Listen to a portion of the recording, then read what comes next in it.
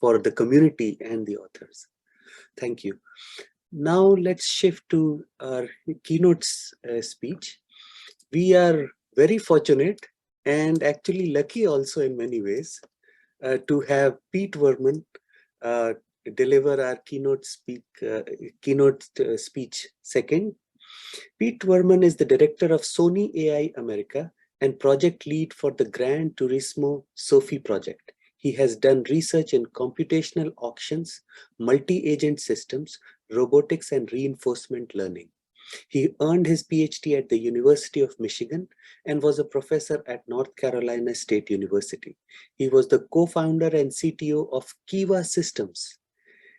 Kiva Systems pioneered the use of mobile robotics in warehouse fulfillment operations. Kiva was acquired by Amazon in 2012, and as Amazon Robotics has deployed more than 500,000 robots to warehouses around the world.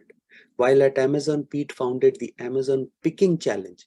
He is an IEEE fellow and AAAI fellow and was introduced into the National Inventors Hall of Fame in 2022. Please welcome Pete Wurman. Thank you. Thank you, Aviral. Let me share my screen.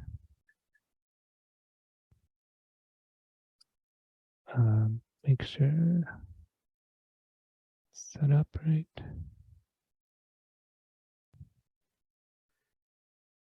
And presentation. Okay. Well, thanks for having me. And I'm happy to be here to represent the team that worked on the project building an agent that can race in the video game Gran Turismo against the best drivers in the world. First, let me tell you a little bit about Sony AI, the group that accomplished this task. Sony AI was founded in April of 2020. It's composed of 4 major flagship projects. I run what we call the gaming project, Game AI project. We have another aggressive or ambitious project in the area of imaging and sensing and robotics, another exploratory project in the area of gastronomy, exploring what can be done with AI and robotics and the creative side of preparing food. And we have a very strong group in AI ethics. Within the gaming project, it's composed of staff spread all across North America. We have a distributed workforce in North America. And we have offices in Tokyo and Zurich, where we have some members of the Game AI team. If you'd like to learn more, we have ai.sony website. You can check out Sony AI. This particular project was done by our group, our research group, along with close collaboration with Polyphony Digital, who makes the video game Gran Turismo, and Sony Interactive Entertainment, which is the group that makes the PlayStations, and in particular for this project makes a PlayStation in the cloud service that we were able to leverage. In case you're not familiar with Gran Turismo, it is one of the most realistic racing simulation games available on the marketplace. It includes the game engine models the very fine details of driving physics, including the aerodynamics of the vehicles, things like the slipstream effect, the tire traction, tire temperature, track conditions, weather, lighting, and a lot more. There's also a very robust esports platform. And recently, GT has been used by professional drivers and was featured in the 2022 Virtual Olympics, which was the first time the Olympics held a virtual component to go along with the normal physical components. Our grand challenge was to train an agent that could race with the best drivers in the world at this video game. And if you have not seen it before, this is what the human versus human competition looks like. And first, the graphics, of course, are amazing, and the realism of the vehicles is amazing. But you also can see the incredible skill of the drivers as they navigate around the course and, interact with each other in safe but aggressive ways. Our goal was to be able to train an agent that could compete head-to-head against 4 of the best drivers in the world. We were limited because of the pandemic to drivers in Japan, but that included Takuma Miyazono and Tomoaki Yamanaka, both of whom were recent world champions in the esports events. And also included Ryoto Kokuban, who'd been a top driver, and Shotaro Ryu, who was one of the upcoming top drivers. The competition consisted of 3 head-to-head races. First, we raced on a course called Dragon Trail Seaside with the Mercedes AMG car, kind of a road car. Then we raced on another course, Lago Maggiore, in a Porsche 911 racing car. And then finally on Cirque de la Sarthe, which is the home of the 24 Hours of Le Mans competition, and a prototype car called the Red Bull 2019 competition car. It's kind of a concept car, but is very similar to the kind of speeds and aerodynamic effects that you see in Formula One cars. So our goal was to race 4 agents against these 4 top drivers in each of these car track combinations. There was an elaborate scoring mechanism to decide how the teams would be scored, and our goal was to win.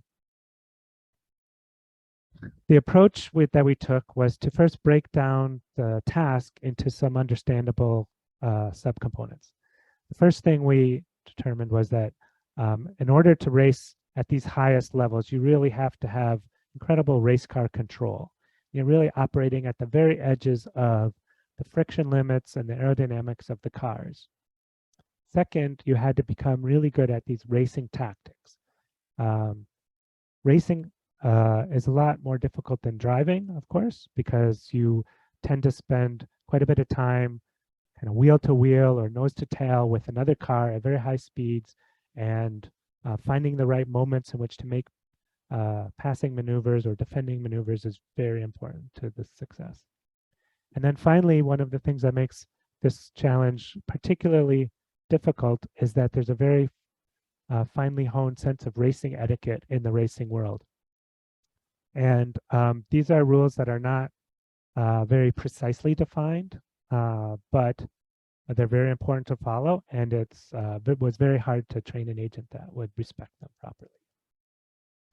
To go about this task, we used reinforcement learning. And for those of you not familiar with that, the reinforcement learning as a concept is you view the agent as a component or as an agent situated in the world. The world the environment in this case is Gran Turismo.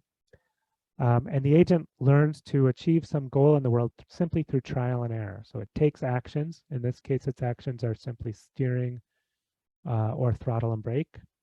And then based on how the world changes, it sees the new world state, how its position and speed have changed, and the position of other cars around it. And it sees, and it may get a reward for the actions it took. For instance, if it hits a car, it may get a penalty. So this simple loop is what you use over and over. And sorry, are you seeing my screen properly? Is anyone there? Because I realized I'm the screen is clear. Okay, good. Wasn't in presentation mode on my side, so I wasn't sure for a moment. And so this interaction is all the agent has. It does this over and over until it learns to maximize its rewards in the environment. So I'll dive a little bit into what the actions, rewards, and features were for the car. First, for the task of just driving fast along a track, what we call race car control, the agent takes brake or throttle actions or left-right turn actions at 10 hertz, so not particularly fast, actually. Both of these action dimensions are mapped to the space -1 to 1, which is convenient for neural networks.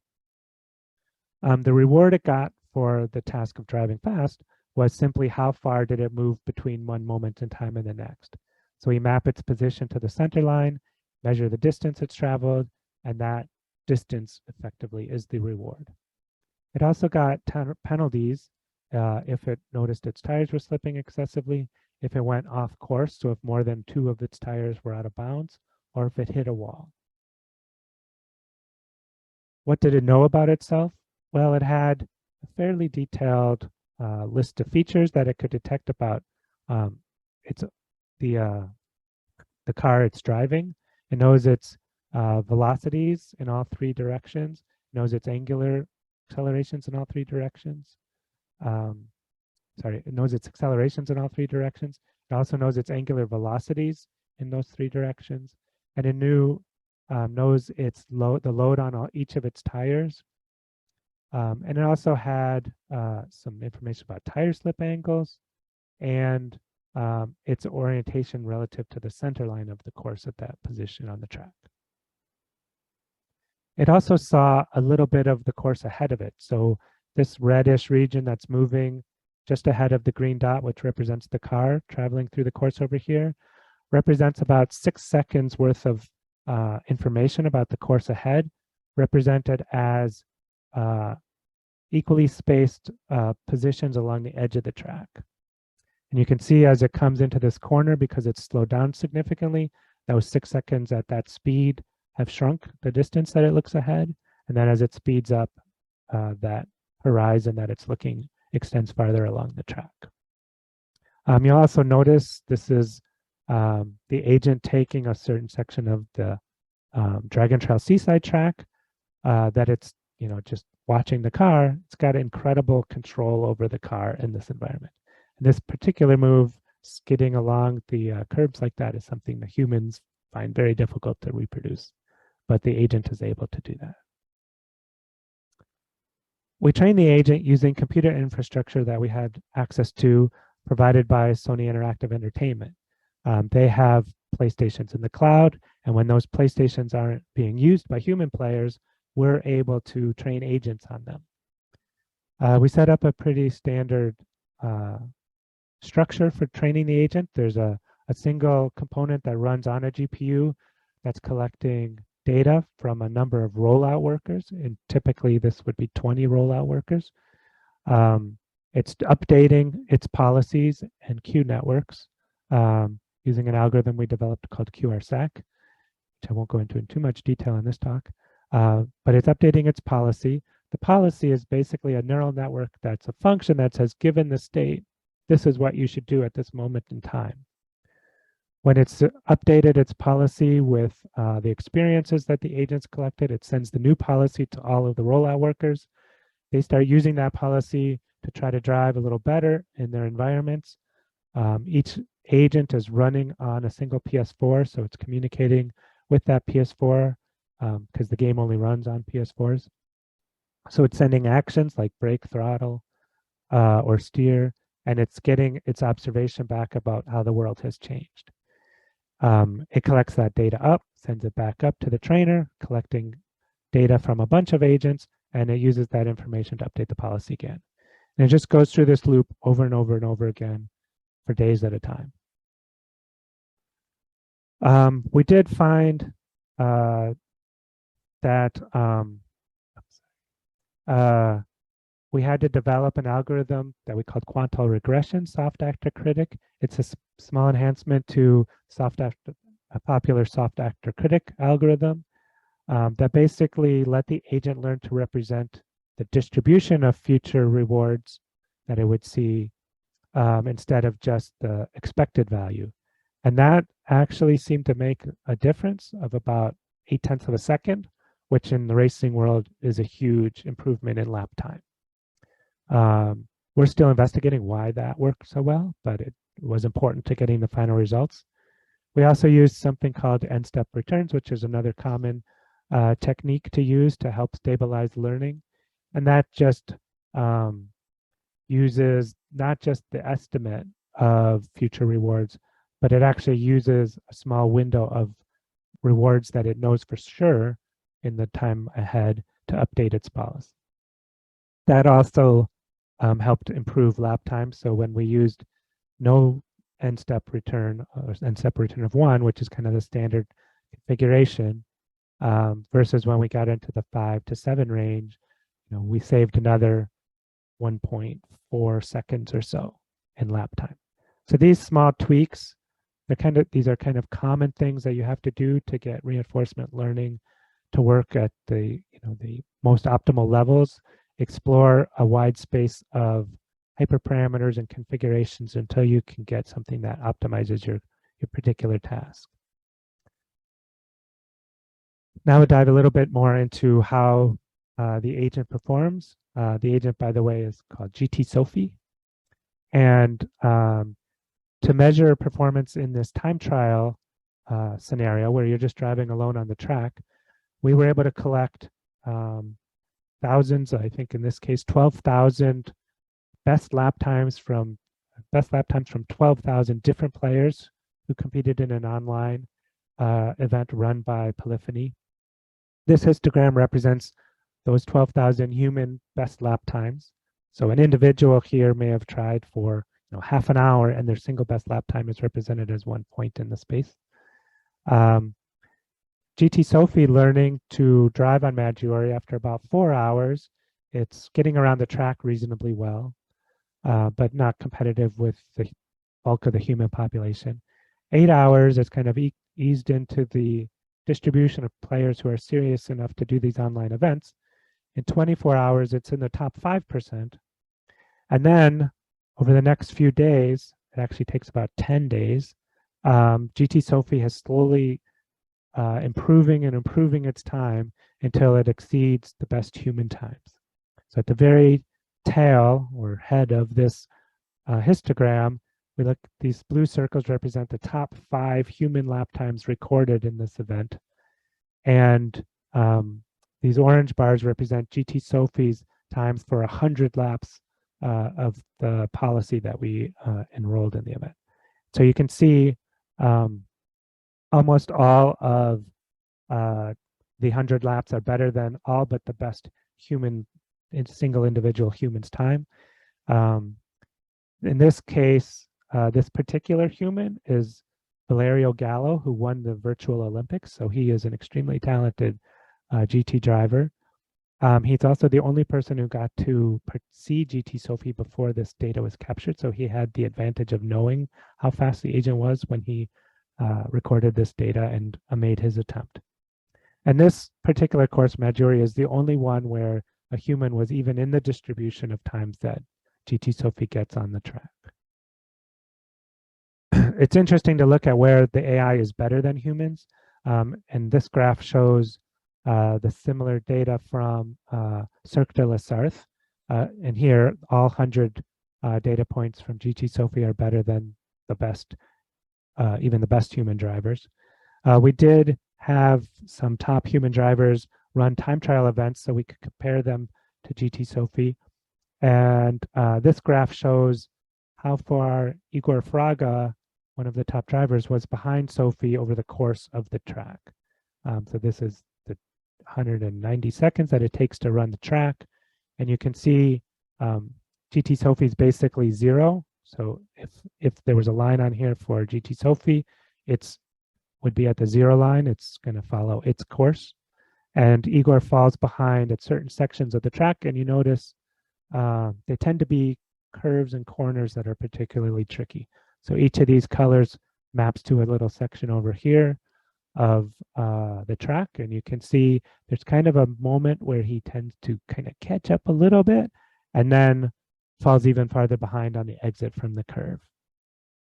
And we'll take a look at the video and hear Igor's comments as he watches GT Sophy, which will appear as a ghost car in front of him, having no effect on his car, but it allows him to benchmark himself.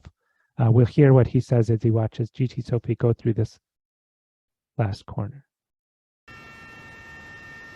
This is again with these Red Bull competition cars. This is Sophy. Man, that's fast. That's really fast. Like, I really want to watch the onboard as well to see how like they throttle and you know, braking trace, steering trace as well. So you can hear how impressed he is by how well the agent is able to take those corners. Now, of course, whenever you do a competition like this against humans, you wonder, is it really fair for the humans, or what advantages does the agent have, or do the humans have? It's not that easy to make that perfectly fair comparison. They have different interfaces. Of course, they have different computing hardware.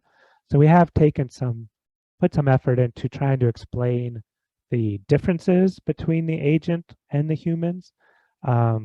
Certainly, I mean, to summarize this, GT Sophy has more precise information about things that it does know about. It knows where the edges are more precisely.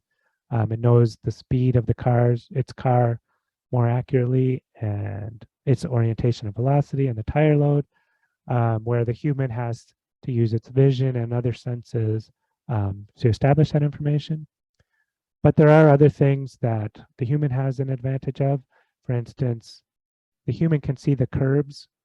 GT Sophy actually can't see the curbs. It only knows where the white lines on the course are. So it has to learn where it's actually allowed to drive by exploring the edges over time.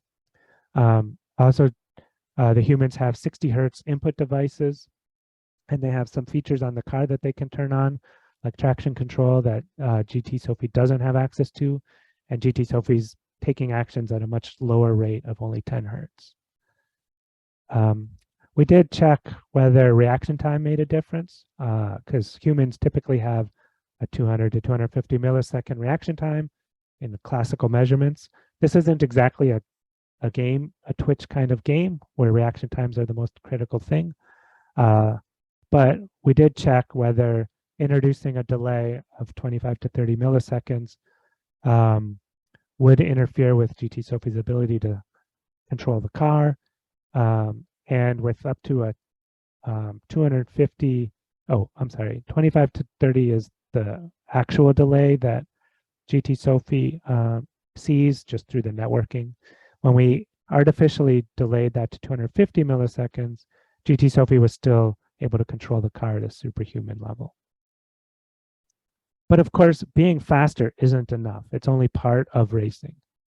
It's required to be competitive, but to be really good at racing, you have to be really good at the next two tasks, knowing how to execute racing tactics and also playing fair and having good etiquette. So briefly, I'll tell you what GT Sophy saw about the other cars on the track. In this case, the magenta car here is GT Sophy, and these other cars are around it. It represented those cars nearby just in two simple lists, one of the cars in front of it and one of the cars behind it, in each case sorted by how close the cars were to GT Sophy. And for those cars, it could see the relative position, velocity, and acceleration of those cars, but only saw them as points in space. It didn't actually know the dimensions of the car and a lot of other features about the car that a human would be able to discern from the video. So it learns, how close it can actually get to another car based on its orientations through trial and error. To encourage the agent to pass, we gave GT Sophy a small reward for trying to overtake cars or pull ahead of cars. So Sophy would, from moment to moment, we would measure the distance between each car and GT Sophy within a window of distance of the car, the agent. And if that distance improved in Sophy's favor, GT Sophy's favor, then we would give it a small reward. If it turned out the other car was actually closing the gap, then GT Sophy would receive a small penalty in a symmetric way. And this encouraged the agent to try to actually get past the cars in front of it and not just drive fast nearby. To make sure the agent saw lots of situations in which there were cars around it in all different parts of the track, we had a base set of scenarios that we would start the agent in. First, there was kind of the time trial scenario. We could actually control 20 cars on the track at the same time, which was kind of the limit of the game. So we would space them out and the agent would control all 20, gathering data from 20 cars from a single PlayStation. We also used situations where we had 10 pairs of agents with one GT Sophy agent and one other car controlled by some other, either other agent or the built-in AI. And these cars would be positioned near one another with a lot of noise and their actual relative positions spread around the track equally spaced. And then we just expanded on that theme, putting GT Sophy against 2 opponents or 3 opponents or 7 opponents, all spread around the track. And this ensured that the agent saw lots of different situations on all different parts of the track, so the neural network could be trained to handle those varieties. But this wasn't quite enough, and we found that there were certain situations that were really pivotal to racing that didn't happen frequently enough in those random equally spaced configurations. And we wanted to make sure that GT Sophy learned those particularly important skills, like executing a slipstream pass or doing what's called a crossover pass, where the agent starts on the outside and takes a different line through the corner and is able to cut to the inside of an opponent and pass on the inside during a wide turn. We noticed that while these could sometimes be learned, they wouldn't be maintained over a long period of time by the neural network.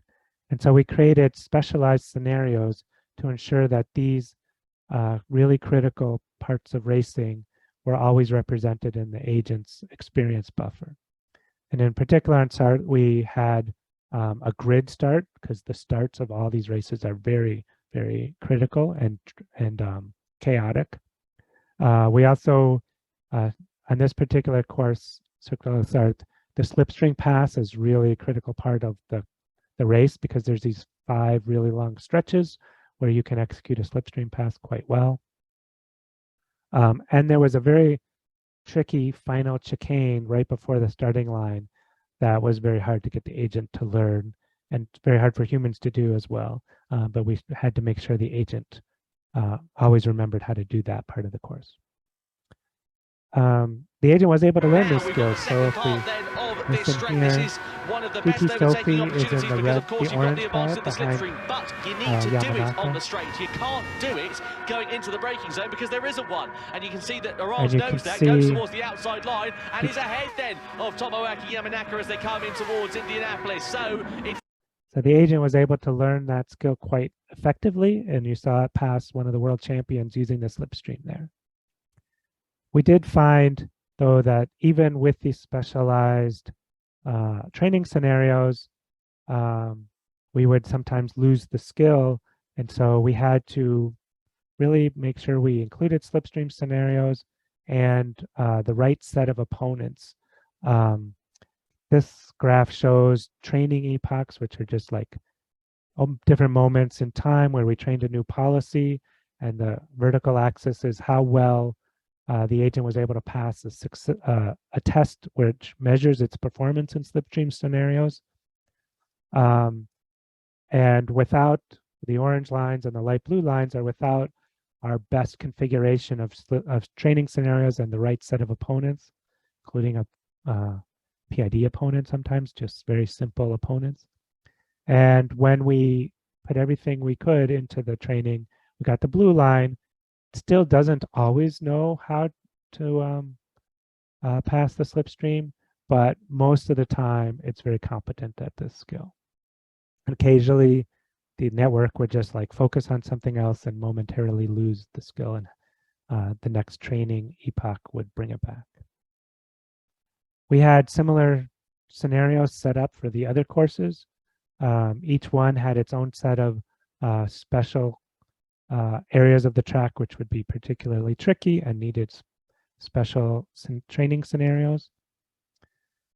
But when we did this well, we did get really impressive behavior by the agent. This little video will show, again, the colored cars are GT Sophy agents, and the white cars are human driver agents.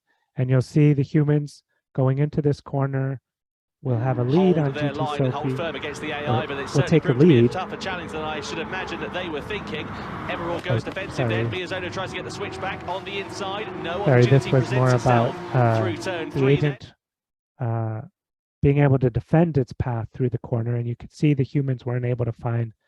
I'll play that again since probably went by too fast. Hold their line. So you'll hold see firm with against 4 the AI, humans but it's right on certainly the back proved of to the be a tougher agent, challenge than I the should agent imagine moves that to they the were inside thinking. to protect its Eviral goes line defensive then. Miyazono and is tries to get able the switch to back hold on the off the inside. humans. No opportunity presents itself through turn It's, 3 then. you know, that's definitely a different line than it would prefer to take if it was driving alone. So it's adapting to the agents around it. Hold. This video will show another similar corner, similar set of agents. In this case, the 2 humans are going to be in the lead going into this corner. And we'll see 2 GT Sophy agents, the green one and the gray one, make an inside pass on those 2 humans. And you can watch the overhead view of through this animation on the right and the agents on the left. We go once again a defensive move there from Emerald, but losing 2, losing 3 position there for Emerald. Oh, and contact there as well, as I think Miyazono got a bit of a hit from Grease. Grease goes up into P5. Here comes Emerald on the outside. So you see the agents were able to adapt to the performance of the humans, and can't play that. But, and they took different lines based upon their position relative to the other cars on the track, and were able to execute this very nice crossover pass. 2 agents got past 2 humans on the same. We go once again a defensive move there. I want to pause this if I can. You also notice this dotted line here shows the path that GT Sophy takes when there are no other cars around it. So you can see that the trajectory has changed significantly because of the traffic that the agent's in, and it's adapting to the complexity of the situation. Now, of course, we wanted to win this competition, but we also had to be good sports about it. So we had to respect racing etiquette. This is quite hard to do because there are these subtle and imprecise sportsmanship rules. Basically, this is taken from the FIA guidelines on racing, and it means that says that stewards, who are the judges in the racing environment, are allowed to investigate incidents when and possibly hand out penalties when an agent caused an avoidable collision, forced a driver off the track, illegitimately prevented a overtaking maneuver, or illegitimately impeded another driver. And these words in green, as you can see, they're very subjective. What exactly is an avoidable collision, or what does it mean to force another driver off the track? And what is a legitimate versus illegitimate overtaking maneuver? The human stewards often looked at the context of the race when making these penalty determinations, which means it's not just the little bump that may have occurred, it's what impact it had on the cars immediately after that moment in time. The game itself does not have a good enough built-in judge to provide this kind of guidance for the agent. And if you don't get it right, the agent ends up too timid. So if we watch here, this is towards the end of the first race in July. Very interesting in terms of the overall point standings then here as well. We come through our nose. That was the last real overtaking opportunity then for Sophy Orange. But is Yamanaka going to try and invent something? GT Sophy gave up a position to Yamanaka on that corner. If we actually step back and look at it,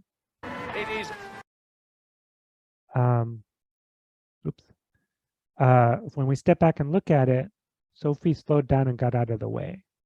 And that we don't want the agent to do that. It was in front, it had the right to its driving line, and so it did not have to slow down or move over. On the other hand, if you're too aggressive, these guys just a little bit too far on the other side, you might have that little tiny bump there that caused Wurman to go off course. It was a very small bump, but at that moment in time, at that particular part of the course, while the car is trying to turn, it's enough to send him off the edge. And GT Sophy got a penalty for that. These guys. So how did we train the agent to try to respect these subjective sportsmanship goals? Well, we gave it small penalties for various types of collisions. We tried lots of things, but in the end, these 5 are the ones we stuck with. We got a small penalty for basically any collision, whether it's its fault or not. It also got an additional penalty if GT Sophy was behind another car and hit it in the tail.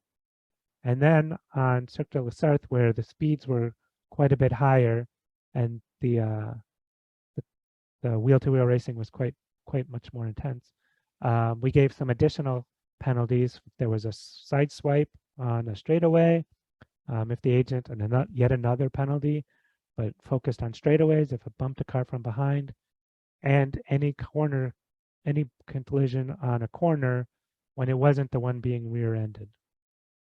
We needed all these things to try to get Sophy to respect the other lines of the drivers and avoid collisions. Now, I've described a lot of things that went into trying to get GT Sophy to be a good race car driver, and it became quite complex to actually pick an instance of the policy to put into the race. When we had this one shot to race against human drivers, we wanted the car to be fast. We wanted to make sure it had the skills that we needed it to have, like that knew how to pass on a slipstream or inside certain corners. We also had to respect the sportsmanship rule and make sure it was going to be a good sport. And this was quite challenging to pick a policy to enter into the race. We ended up constructing this complex process for winnowing down the policies until we found one that we felt comfortable racing. We would run multiple experiments in parallel, train the agent for about 2 weeks. Then we had some automatic filters which would pick out the best of those policies, the ones that were fastest and scored the best on a series of simple tests. Then we put those agents' policies through what we called an anathlon, which was a much more rigorous set of tests measuring slipstream skills in different parts of the course, or measuring whether it could get through the start or not. From those, we came up with this complex multidimensional objective function, where some policies were good at particular tests, but not so good at others, or some were faster, some were slower. A human committee then evaluated the outcome of this and picked a small number of policies that seemed like the best candidates. We then raced those against each other in 4 versus 4 configurations. And in this policy versus policy tournament, and based on the scores out of that tournament, we ranked those agents, picked the best ones, and then to make sure that those would be acceptable to humans, we had human test drivers at Polyphony race against them and give us feedback. And sometimes, they would prefer one policy over another, even if the latter had come out ahead in the previous scoring. And this is what we then proposed for a race. Unfortunately, 2 weeks before our first race in July, we were told those policies, we were basically told at this step, none of these are acceptable. They're all too aggressive. They will get thrown out of a race if you enter them against these top drivers. And we had 2 weeks to try to recover. And we ended up going to a more conservative set of collision penalties, rerunning that whole process, do this all over again, and throwing some policies out there to enter into the race on July 2nd. So our first race was July 2nd. It went pretty well, but in the end, we didn't win the team score. The humans won the first race. I'll show you a little bit more about the results there. GT Sophy came back and was able to win the second race, but then lost the third race, and the humans won the team score 86-70. Team score, by the way, was scored such that the position of each of the racers in the final standings earned you 10 points for first, 8,654 down to 1 for being in last place, with the last race, Cirque du Sarthe, being worth twice as many points because of its complexity and also to make sure that it was important to the final outcome. So we ended up losing this race, even though GT Sophy started in 1st, 3rd, 5th, and 7th in all the races because it had the fastest time trial time. Okay, we weren't really satisfied with that, so we decided we wanted a rematch, and we went back to the drawing board and we studied what GT Sophy had done well and what it had done poorly in this first match against top human drivers. And there were a couple of things that stood out to us that we were unhappy with. First, there was a moment where one of the cars lost control. And while that can happen in racing, the particular reason why this agent lost control was something that we were unhappy with, and we spent considerable time trying to fix. We also lost positions in almost all the races on the starts. And so we wanted to improve the agent's ability to manage these chaotic starting scenarios. And as I mentioned, there was a situation on Sarth where GT Sophy just gave way to one of the human drivers. We also saw on Circle de Sarth in particular that after the first lap, GT Sophy was 1 second behind the human driver. We thought at that point in time, well, there's 6 laps left to go. GT Sophy is more than a second faster than the humans. It should be able to catch up easily. But it actually took 4 laps to catch up, and we didn't understand why. So we wanted to know why the agent wasn't able to use its speed to close the gap. So starting at the top, we saw that an agent spun out. And what's useful to know before I show you the video is that on July 2nd, our agent actually had 2 policies. It had what we called the time trial policy and a versus policy. The time trial policy was faster, and it's what was in charge when the agent was driving alone. And the versus policy was the one that was trained in traffic and better able to navigate when there were other cars around it. And so that was in charge when the other cars were nearby. Unfortunately, it wasn't quite fast enough in its basic time trial performance. So we didn't feel comfortable racing just the versus policy. Because the time trial policy was about a half a second faster on average. Both of these were neural networks with 33,072 nodes and 2 hidden layers. And what we found on Sarth was this one agent was a little bit behind a pack of cars ahead of it, and as it comes to this corner up ahead, it just seems to drive off the course for no reason.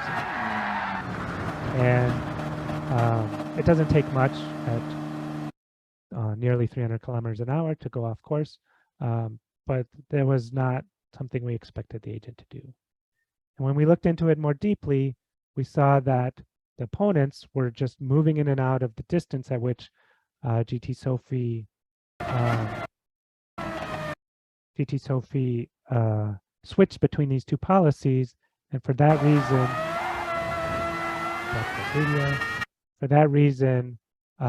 something about the handoff between the 2 caused Sophy to spin out. So we wanted to get rid of that. Gotta stop the video. And so one of the things we focused on for our rematch was we didn't want this separation of 2, even at the highest, simplest level, these 2 different skills, driving alone and driving in traffic. The bigger lesson is these tactics are not that easily separable from driving. And so we focused on being able to train a single network. In this case, it's a much bigger network. It's got 4 hidden layers, not quite as wide, only 2,048 nodes, but it's a bigger network.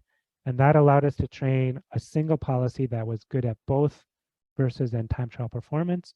In fact, it was actually better than, faster than the policy that we had entered in the July 2nd race. That was improvement number 1. Improvement or problem area number 2 was the start.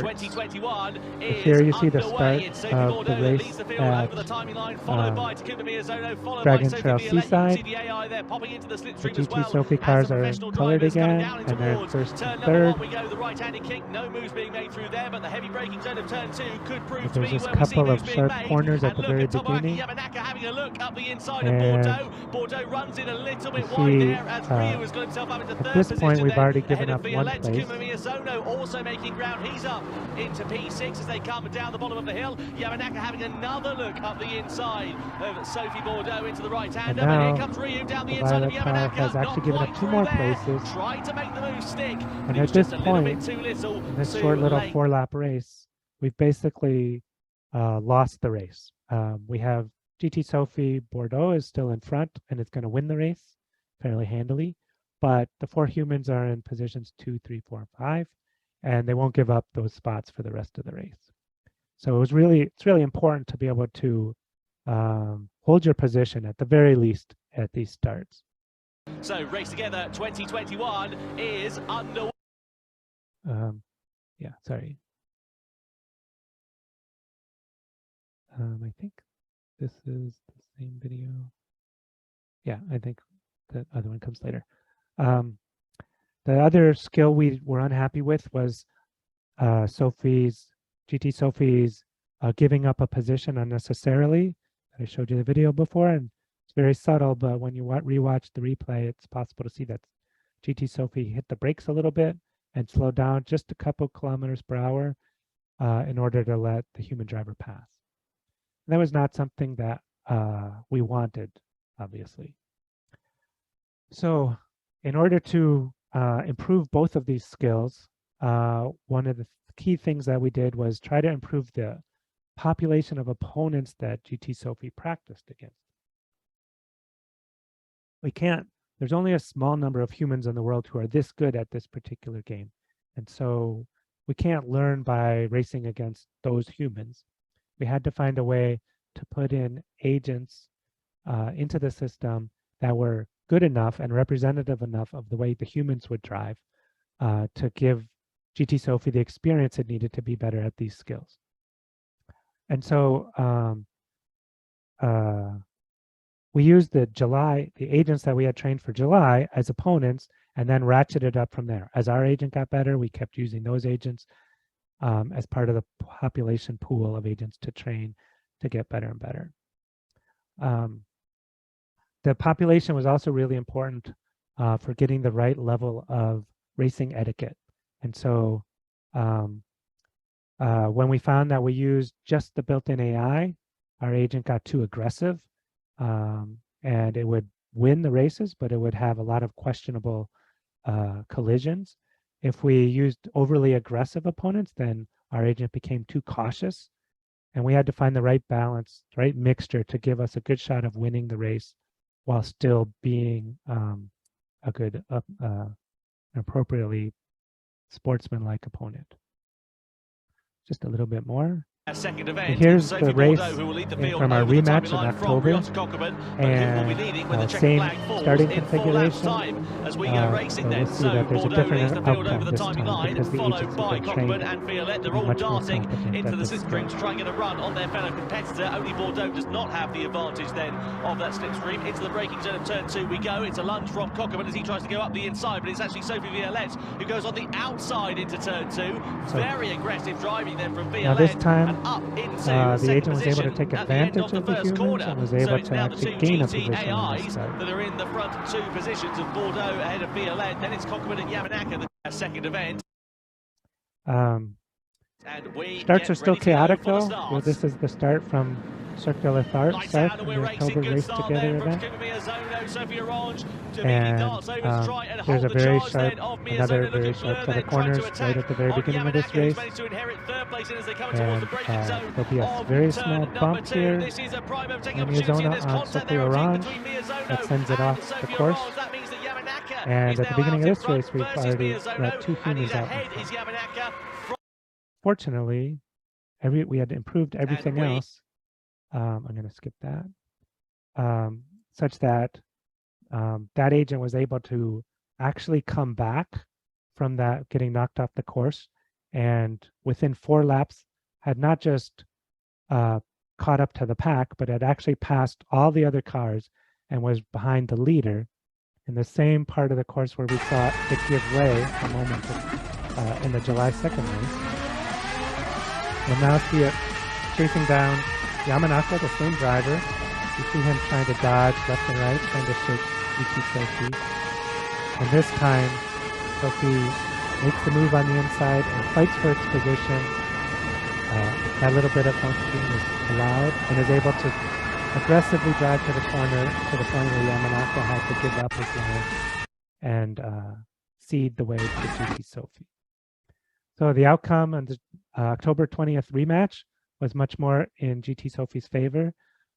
It placed first, second, fourth, and fifth in the first two races, handily winning both of them. And I think it was first, second, fifth, and sixth. And the Cirque de la Sarthe ended up in total doubling the human points on in this rematch of the three races. If you'd like to read more about it, we did publish a paper in the journal Nature that was featured on the cover, how we trained GT Sophy with deep reinforcement learning. And there's a lot of details about the algorithms and the features and everything else. And just to come back to the very beginning, I showed a video of humans versus humans driving, and that was the kind of head-to-head, very intense competition that we wanted to be able to train an agent to do with these top drivers.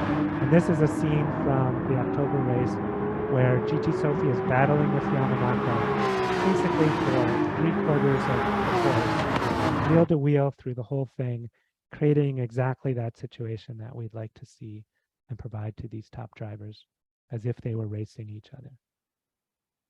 And I think I'm kind of out of time. There's been very positive feedback from the community, so I won't play this video. Just jump to some takeaways.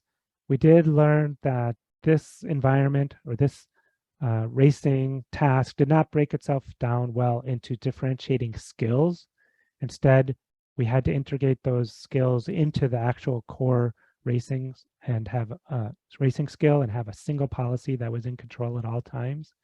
We did need these specialized scenarios to make sure that the agent was prepared and always could remember how to handle these very pivotal situations. We were able to get an agent that was reasonably good at etiquette, but it is still a big challenge. And we had very positive feedback. There's a lot that can still be done. We're working with Polyphony to see if this can be incorporated into the game. There's a lot of scenarios that we didn't, a lot of aspects of racing like tire wear and pit strategies and penalties that we haven't tackled yet. There's no strategic decision making by GT Sophy at all right now, but that could be studied. And it's very hard to know why GT Sophy does anything it does. It's obviously a very competent racer, but it can't explain itself to you.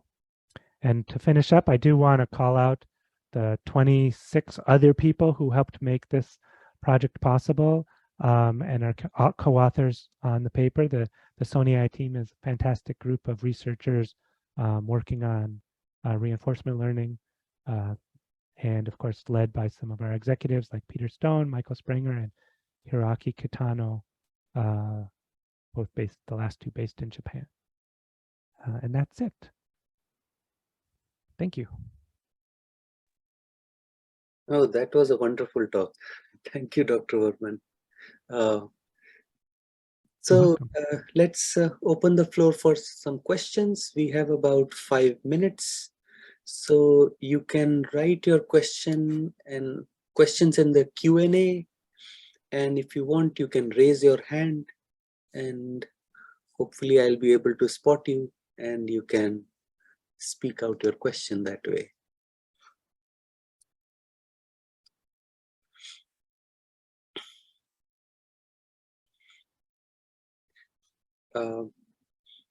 Okay, while we are waiting for the question, actually, in your talk, I was really fascinated by this idea of making some small policy adjustments after you have trained, trained this driver for like over a month, right? So how do you, are there systematic ways to do that, and what are the limits of that? Yeah, it turns out there isn't really a good way to do that. What we did was change the configuration of the training scenario and then start from scratch again. So each time if we decided like we needed more focus on the starts, we would adjust the ratio of starting scenarios in the training curriculum, but then start an agent from the very beginning where it doesn't know how to drive and let it train for 2 weeks until it was competent. And then hope that at the end of that, the agent's still a good racer and had become better at the skill we were trying to encourage.